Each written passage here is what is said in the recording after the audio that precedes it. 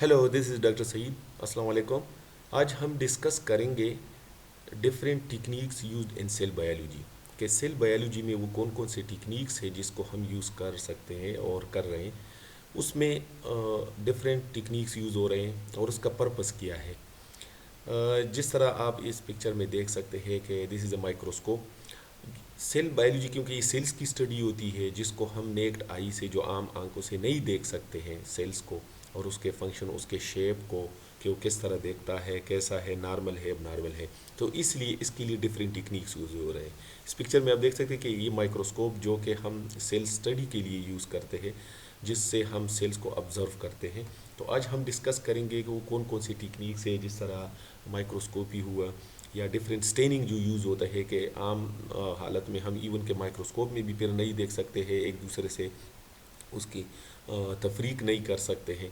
तो इसलिए उसके लिए फिर हम डिफरेंट स्टेनिंग जो है वो दे देते हैं, जो डाई है।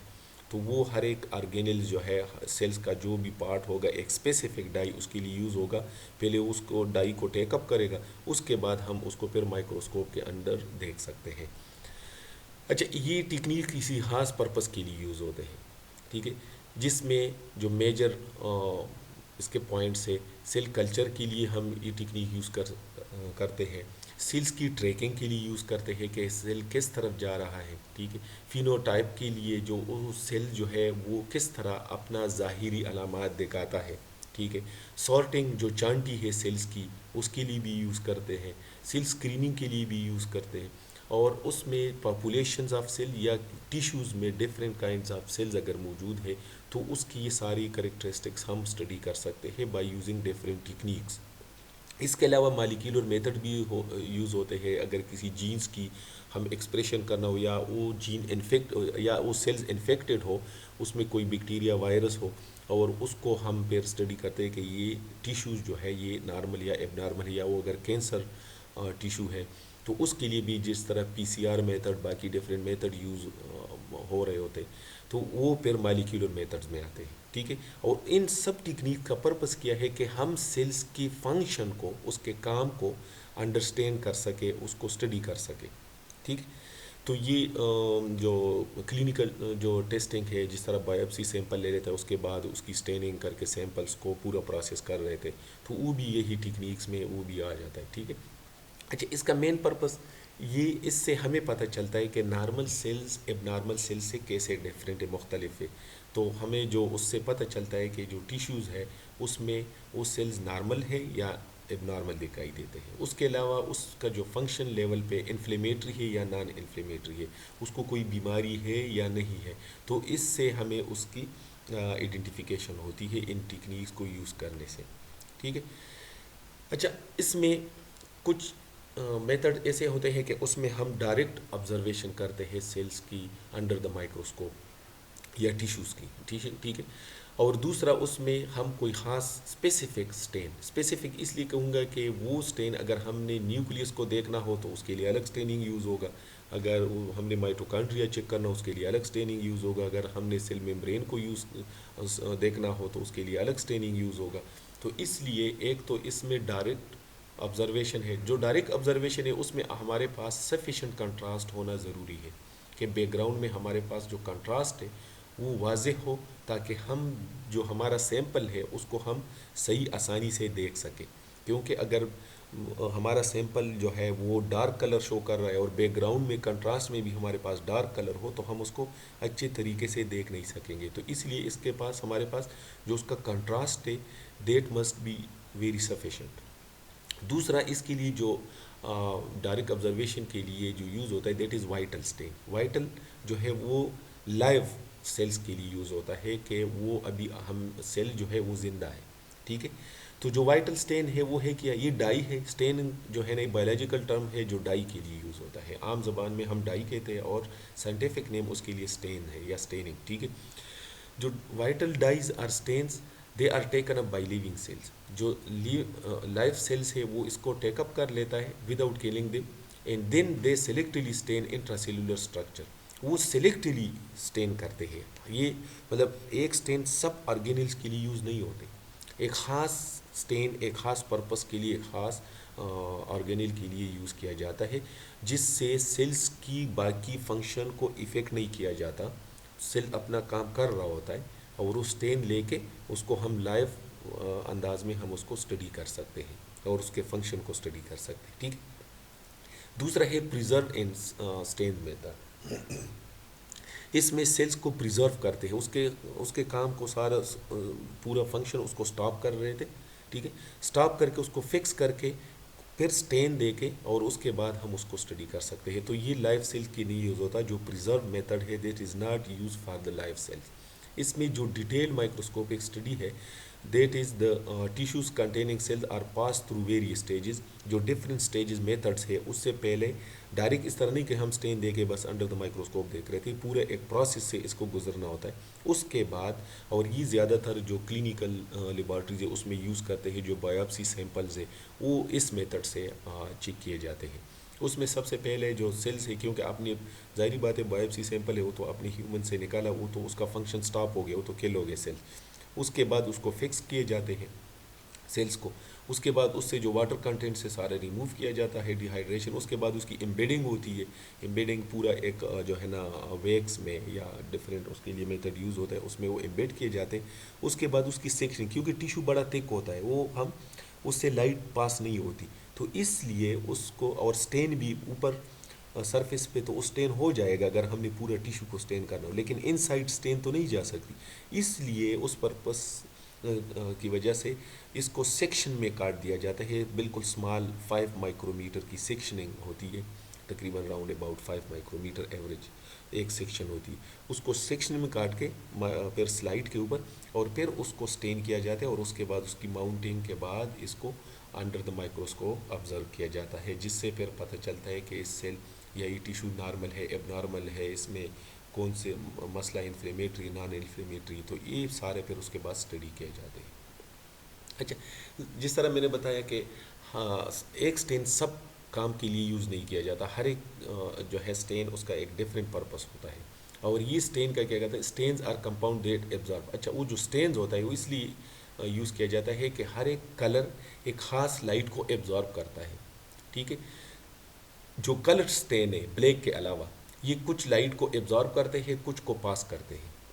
ठीक है। लेकिन जो ब्लैक स्टेन है they absorb all colours of light. वो जितने भी कलर्स है लाइट के, अगर ब्लू, येलो, ग्रीन, जितने भी है, तो वो सबको एब्जॉर्ब कर रहे थे, क्योंकि वो डार्क उसका वो होता है कलर, तो वो जितनी भी लाइट है उसको एब्जॉर्ब कर सकता है। ठीक है। ये आप देख सकते हैं जिस तरह इंसिडेंट लाइट ये पास होता है। ठीक है। कुछ लाइट एब्जॉर्ब होते हैं और कुछ उसको वो पास आउट होता है। तो ये कलर लाइट से, अगर येलो है या पिंक है या ब्लू कलर है, लेकिन अगर ब्लैक है तो वो डेफिनेटली वो उसको जो है, अगर स्टेन ब्लैक है तो वो सारे लाइट्स को एब्जॉर्ब कर रहा था। न्यूरॉन आप इस तरह देख सकते हैं आफ्टर द स्टेनिंग। अगर ये स्टेनिंग ना हो तो इसमें आप इसकी जो न्यूरॉन के जो ब्रांचेज इसको बिल्कुल नहीं देख पाएंगे। ठीक है। तो इसलिए स्टेनिंग ज़रूरी है। या जिस तरह ये किडनी कलेक्टिंग डक्ट है, किडनी कलेक्टिंग डक्ट में आप आसानी से ये देख सकते हैं जितने भी सेल्स है डिफरेंट, इसका बैकग्राउंड डिफरेंट कलर का होगा। ठीक है। स्टेन और जो सेल्स है वो डिफरेंट स्टेन हुए होंगे। तो इससे हम बहुत इजीली जो सेल्स है और जो टिश्यू है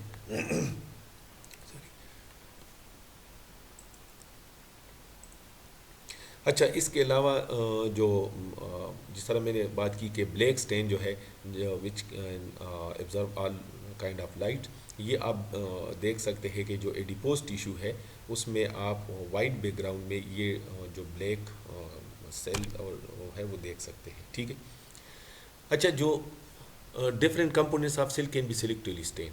इसमें जो सेल्स के जो डिफरेंट कंपोनेंट्स है वो हम उसके लिए सेलेक्टिवली स्टेनिंग यूज़ करते हैं, तो ताकि हम एक दूसरे से उसकी तफरीक कर सकें। अच्छा, chemical compounds of some stain bind preferentially to specific cellular function. अगर सेल्स में, क्योंकि सेल्स में हमने जिक्र किया था लास्ट टाइम कि इसमें लिपिड्स भी होता है, इसमें प्रोटीन भी होता है, इसमें डीएनए भी होता है, तो हर एक के लिए फिर अलग अलग स्टेन यूज़ होता है और वो स्टेन डिफरेंट कलर देता है। जिस तरह कार्बोहाइड्रेट है तो उसके लिए पीरियाडिक एसिड शिफ्ट स्टेन है जो कि कार्बोहाइड्रेट को स्टेन करता है और आप इसमें आसानी से कार्बोहाइड्रेट फिर देख सकते हैं। अगर सेल में आपने प्रोटीन चेक करना हो तो हेमाटोक्सिलिन इन यूसिन स्टेनिंग है, जिससे आप पिंक जो है ना लाइट पिंक कलर से आप वो प्रोटीन देख सकते हैं। अगर लिपिड देखना हो तो उसमें ओस्मियम स्टेन्स है जो कि लिपिड को स्टेन कर रहा होता है, और ये ब्लैक कलर में आप देख सकते हैं न्यूरॉन शीट, ठीक है, जिसमें लिपिड सिर्फ आपको लिपिड दिखाएगा जो सेल मेम्ब्रेन में लिपिड्स। हेमाटोक्सिलिन जो ब्लू स्टेन है, जो ये आप इसमें देख सकते हैं, जो ब्लू स्टेनिंग है, you can see the nucleic acid, जो डीएनए और जो न्यूक्लियस है उसमें जो डीएनए वो आप आसानी से देख सकते हैं बाय यूजिंग दिस स्टेनिंग। अच्छा, फिर इसमें दो टाइप्स ऑफ स्टेनिंग है, एक परमानेंट स्टेन है, एक टेम्परेरी स्टेनिंग। जो परमानेंट स्टेनिंग है उसमें भी फिर बहुत सारे टाइप्स है, और हर एक स्टेन का एक ख़ास फंक्शन है।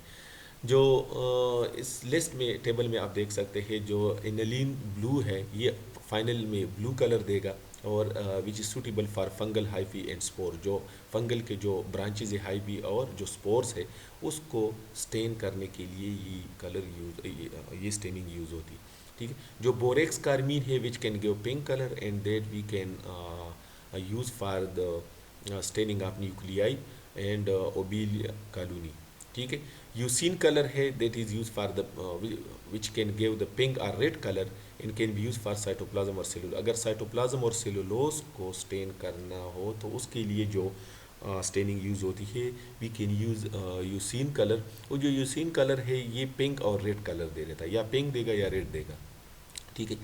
पिंक और रेड के बीच का भी दे सकते हैं, इसलिए इसमें पिंक और रेड दोनों ऑप्शन दिया हुआ है, वो डिपेंड कर रहे हैं कि आप कितने अमाउंट में यूज़ कर रहे हैं। अच्छा, फ्यूजन स्टेन जो है ये रेड और पर्पल टाइप का कलर देता है जिसमें आप डीएनए को स्टेन कर सकते हैं। ये स्टेन स्पेसिफिकली जो है यूज़ होता है फॉर द डीएनए, और वो भी डीएनए जब सेल डिवीजन में वो हो, जो क्रोमोसोम के हालत में, ठीक है। अच्छा, फिर लेशमैन स्टेन है, ये रेड पिंक और ब्लू कलर देता है जो कि ब्लड सेल्स के लिए यूज़ किया जाता है। मिथाइलिन ब्लू जो नाम से वो पता चलता है कि ब्लू कलर देगा, और ये न्यूक्लिक एसिड के लिए ये भी यूज़ होता है, ठीक है। जो सफरनीन स्टेनिंग है ये रेड या पर्पल कलर देगा जो कि न्यूक्लियाई लिग्निन प्लांट सेल के लिए यूज़ होता है।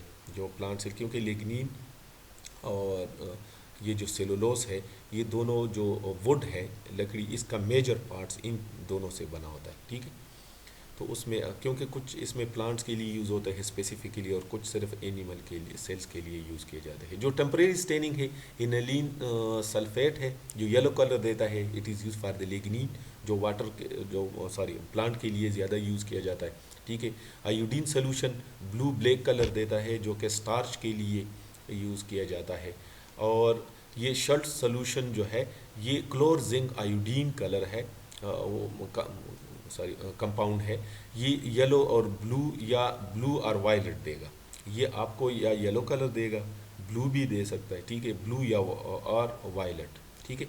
ये it is use for the staining of lignin, cutin, protein, starch, cellulose. अच्छा, ये वाले जो स्टेनिंग है जो टेम्परेरी स्टेनिंग है ये ज़्यादातर जो प्लांट्स के जो कंपोनेंट्स हैं उसके लिए किए जाते हैं। अच्छा, इसके अलावा ये तो हुए वो स्टेनिंग जो सेल ऑर्गेनिल्स के लिए हम यूज़ करते हैं। अगर सेल सरफेस पे जो रिसेप्टर हो, ठीक है, तो उसके लिए फिर के या सेल के अंदर कोई स्पेसिफिक प्रोटीन को हमने चेक करना हो जो कि उन स्टेन से हम तफरीक नहीं, क्योंकि प्रोटीन एक टाइप का प्रोटीन तो नहीं होगा। अगर हमारे सेल में सपोज कोई 1000 types of, suppose if there are 1000 different kinds of proteins are present, ठीक है, तो उस 1000 में अगर हमने एक सिंगल प्रोटीन को चेक करना उसके लिए फिर स्पेसिफिक एंटीबॉडीज़ यूज़ होती है। ये एंटीबॉडीज़ फिर आपके स्पेसिफिक वही प्रोटीन को वो स्टेन करेगा, या उसको हम आइडेंटिफाई कर सकते हैं उस स्पेसिफिक एंटीबॉडीज़ को यूज़ करने से, ठीक है। तो antibodies are use to detect specific cell component, ठीक है। इसमें आप देख सकते हैं कि अगर एनिमल से हम जो है कोई प्रोटीन ले ले या कोई सैंपल ले ले, कोई ब्लड का भी सैंपल हो सकता है, उसमें उसके बाद उसको इमोबलाइज करते हैं, ठीक है, उस प्रोटीन को। फिर उसके बाद उसका प्राइमरी एंटीबॉडी यूज़ किया जाता है, तो उस प्रोटीन के साथ वो बाइंड होगा। उसके बाद एक और सेकेंड एंटीबॉडी यूज़ करते हैं जिसके साथ टैग लगा हो, टैग या तो कलर टैग होगा या लाइट से एक्टिवेट होगा जो कि हमें डिफरेंट सिग्नल देगा जिस तरह इस पिक्चर में आप देख सकते हैं कि वाइट बैकग्राउंड पे ये जो डार्क कलर है, ये जितने क्वांटिटी में वो प्रोटीन ज़्यादा बाइंड हुआ है ये उसके प्रोटीन के साथ, तो इतना वो ज़्यादा डार्क कलर देगा। ठीक, तो ये फिर सेकेंडरी एंटीबॉडी के बाइंड जिसमें के साथ ये कंजुगेट लगा होता है, तो इसमें आप ये कंजुगेट जो है वो या तो ये टेक एंजाइम भी हो सकता है, ये फ्लोरेसेंट मॉलिक्यूल भी हो सकता है, ये मेटल पार्टिकल भी हो सकते हैं, जिससे हम इस प्रोटीन को, स्पेसिफिक प्रोटीन को डिटेक्ट कर सके। जो प्रीवियस ट्रेनिंग है उसमें तो जिस तरह अगर माइटोकॉन्ड्रिया की बात आती है या लिपिड्स की बात आती है या प्रोटीन की बात है, तो वो तो सारे प्रोटीन, सारे माइटोकॉन्ड्रिया, सारे वो जो लिपिड्स है उसको स्टेन करेंगे। यहाँ पे स्पेसिफिक की तरफ जाते हैं। अगर स्पेसिफिक प्रोटीन चेक करना हो तो वो सेल्स के सरफेस पे हो या इनसाइड द सेल्स हो, वो स्पेसिफिक एंटीबॉडी फिर उसके लिए यूज़ की जाती है। अच्छा, ये प्रीवियस जितने हुए ये तो स्टेनिंग मेथड्स हुए या सेल ऑर्गेनेल्स की स्टडी के लिए है। अगर हमने डायरेक्ट सेल्स या टिश्यूज़ को ऑब्जर्व करना हो, फिर उसके बाद ज़ाहिर बात है स्टेनिंग के बाद हमें ज़रूरत पड़ती है माइक्रोस्कोप की। माइक्रोस्कोप के बगैर उन स्लाइड्स को फिर भी हम नहीं चेक कर सकते या सेल्स को ऑब्जर्व नहीं कर सकते। तो माइक्रोस्कोप अगर हम इसको फर्दर डिटेल में जाए तो the discovery of cells correspond with the advancement of technology. जो सेल्स की डिस्कवरी है उसके बाद इसमें फर्दर एडवांस टेक्नोलॉजी की भी एडवांसमेंट आ गई, क्योंकि सेलुलर स्टडी तो ठीक है हमने ये जो स्टडी की, लेकिन उसके लिए हमें टेक्नोलॉजी की भी ज़रूरत है। तो यहाँ पे माइक्रोस्कोप ने बड़ा रोल प्ले किया है। तो simplest light microscope was invented by Anton van Leeuwenhoek in the 1600। इन्होंने जब ये डिस्कवर किया उसके बाद इस पर काफ़ी स्टडी हो गई।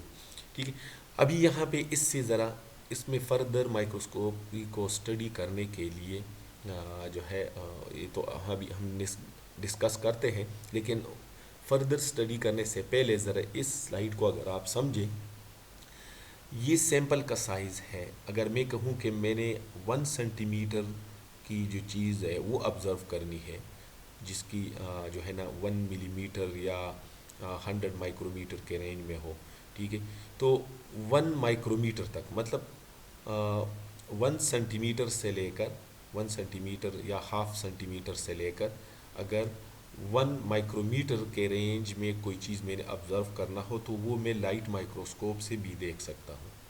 अभी इससे नीचे अगर मैंने जाना हो, 100 नैनोमीटर रेंज में जाना हो, तो नैनोमीटर रेंज में फिर मैं आम माइक्रोस्कोप से नहीं देख सकता। उसके लिए मुझे इलेक्ट्रॉन माइक्रोस्कोप की ज़रूरत पड़ती है। जो लाइट माइक्रोस्कोप है इसलिए उस जो जिस तरह नाम से वाज़ेह उसमें लाइट यूज़ होता है। लाइट जो है उसका जो मेन सोर्स है दैट इज़ फोटॉन्स, जो पार्टिकल्स है फोटॉन्स होते हैं। यहाँ पे जो इस माइक्रोस्कोप में इसमें इलेक्ट्रॉन यूज़ होता है, नॉट फोटॉन्स। उसकी पावर ज़्यादा स्ट्रांग होती है इलेक्ट्रॉन्स की कंपेयर टू फोटॉन, तो इसलिए इसको बहुत फिर स्मॉल मालिक्यूल्स के लिए यूज़ किया जाता है। अच्छा, अगर हमने प्लांट सेल्स को या एनिमल सेल को स्टडी करना हो तो हम लाइट माइक्रोस्कोप, जितने भी लाइट माइक्रोस्कोप है, ईज़िली हम उसके ज़रिए हम उसको ऑब्ज़र्व कर सकते हैं। इवन बैक्टीरिया को भी हम उससे ऑब्ज़र्व कर सकते हैं, क्योंकि उनका साइज़ जो है वो माइक्रोमीटर में है। लेकिन अगर हम फिर नैनोमीटर रेंज में जाए, जैसे हमने वायरस को देखना हो, राइबोसोम्स के देखना हो, ग्लोबुलर प्रोटीन को देखना हो, स्मॉल मॉलिक्यूल को देखना हो और एक्सट्रीमली फिर एटम्स को देखना हो, तो वो उन सब के लिए हमें इलेक्ट्रॉन माइक्रोस्कोप की ज़रूरत पड़ती है। अच्छा, there are different types of microscope are being used to observe cell and tissues. The most employed form of microscopy techniques are जो मेजर जो माइक्रोस्कोपी है, एक है ब्राइट फील्ड माइक्रोस्कोपी, एक फेस कंट्रास्ट माइक्रोस्कोपी है, एक डार्क फील्ड माइक्रोस्कोपी है, और जो लास्ट मैंने बताया कि सबसे स्मॉलेस्ट पार्टिकल को अगर चेक करना हो